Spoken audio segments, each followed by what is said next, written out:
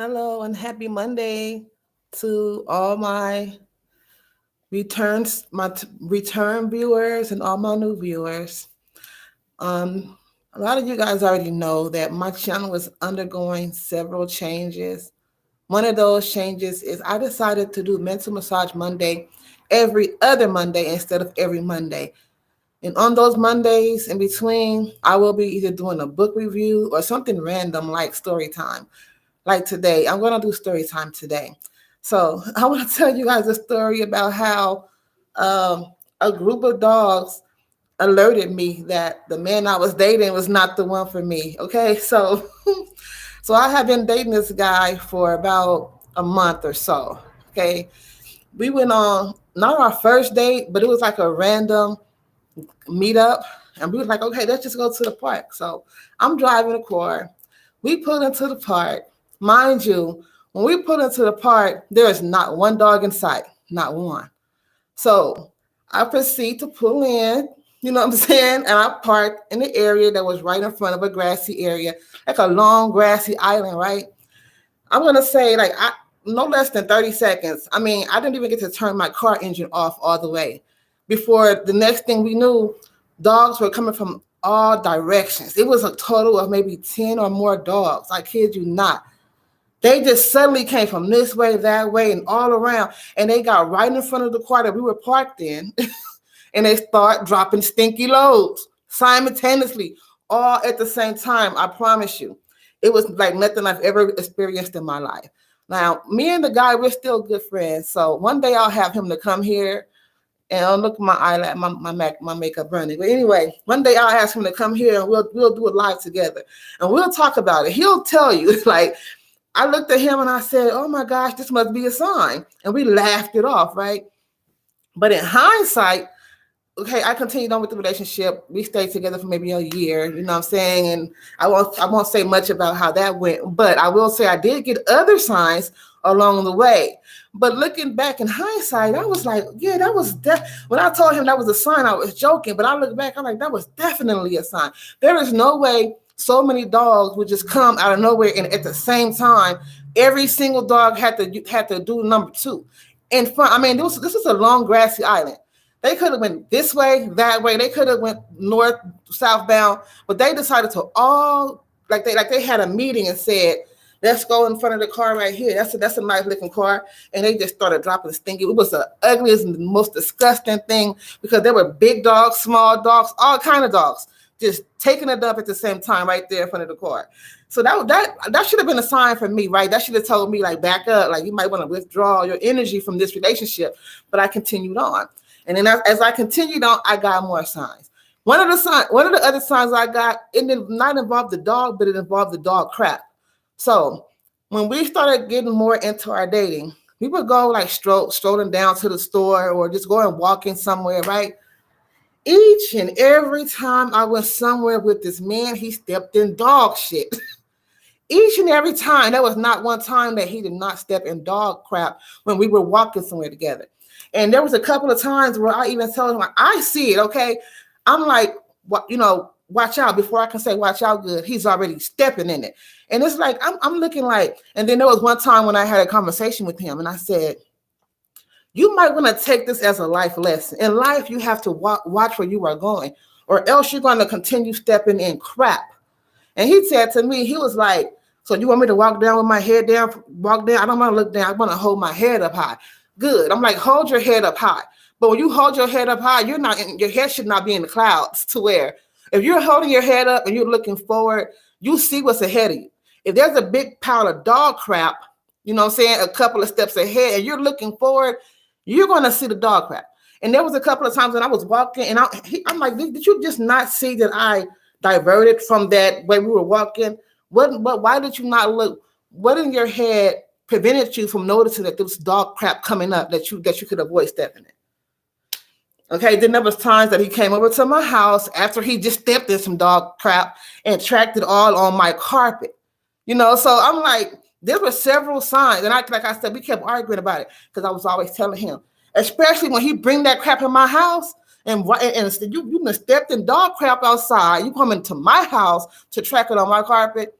Then I was really mad. I'm like, no, you gotta watch where you're going in life. And so subsequently, I started seeing that this is not like this man is making the bad choices in life. I won't say much about that, but he started making some really, really bad choices. And make a long story short, he was stepping in dog shit. He was in dog shit. It was a proverbial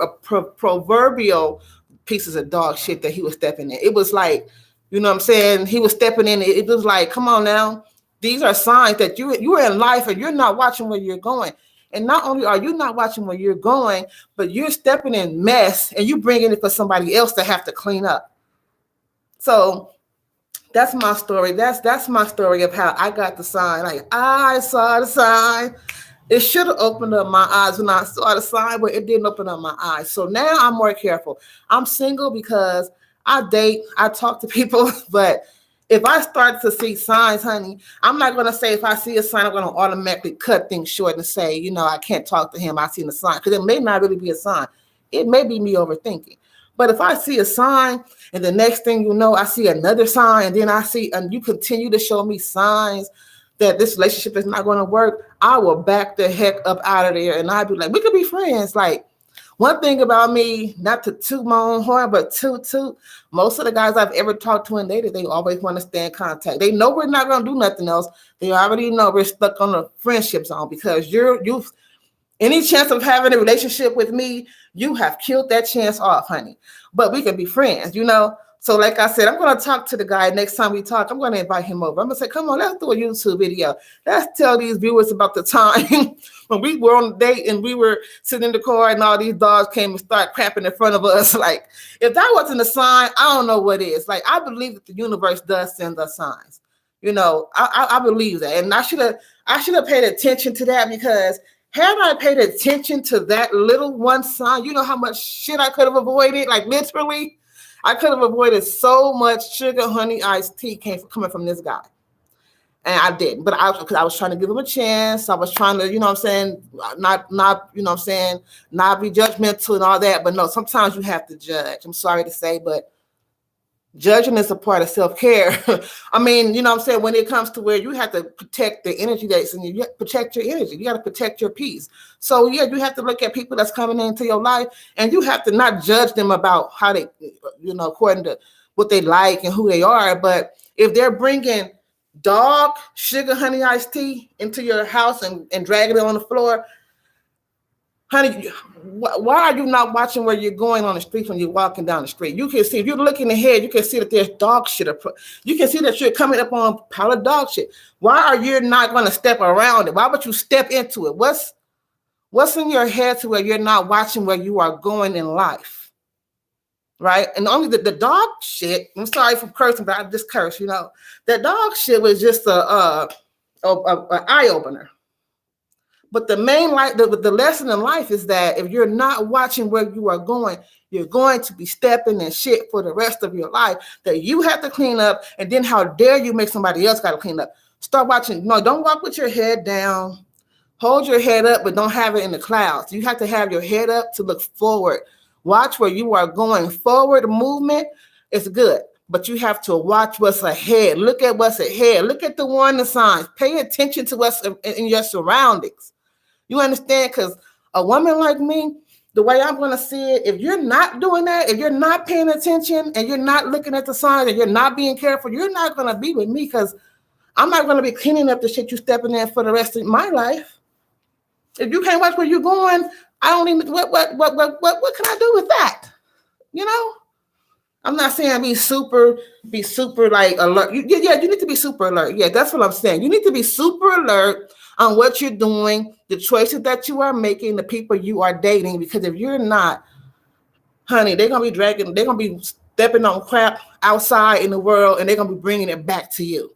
If they're not watching where they are going, and you're not careful, that the people that you're mixing yourself up with are not watching where they are going, and they're going to say it was an accident. Baby, it wasn't an accident. It's just because you're just not aware. You're just not awake. You sleep. Wake up. You can't be.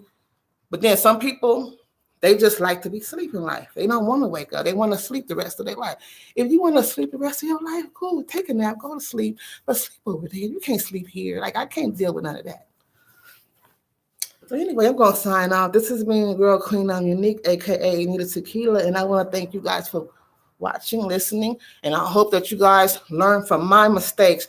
My mistake was that when you see a sign, you take heat. Take heed. That don't mean to cut a person off. That don't mean to act irrationally. It doesn't mean to act right away. But you got to take your notes and say, okay, that was a sign. Let me start paying better attention. And then, okay, you see another sign. Oh no, that ain't you. That's two signs, and then three. So, oh no, nah, baby, we can't go no further like that. That's just not, like something about the way your mind is processing stuff or not processing stuff is not going to work for my life. So. And if anybody is watching and tell me about how you, don't think too much, but at the same time, follow your first mind. Yes, thank you. Thank you. Yes, follow your first mind, but don't overthink it. You know what? Actually, I don't like the concept of following your first mind. I like the concept of following your right mind because your first mind might tell you to slap the dog with the taste out of somebody's mouth. That's your first mind, right? But you need to rethink that. Oh, hold on. What if I do that? You know what I'm saying? Is that the right thing to do? No. So rethink it, and then your right mind might tell you, no, don't slap her. She's gonna press charges. You know, I'm talking about woman to woman, not man to man. But if any or man to man, whatever. Yeah.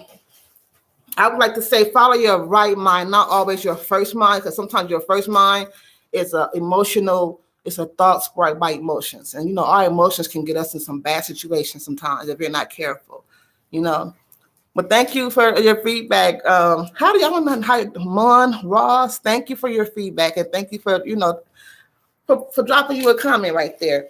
So next Monday will be my mental massage Monday. I'm going to do mental massage Mondays every other Monday from now on, and I'll be doing a book review or a story time, or maybe even a skit, something really random.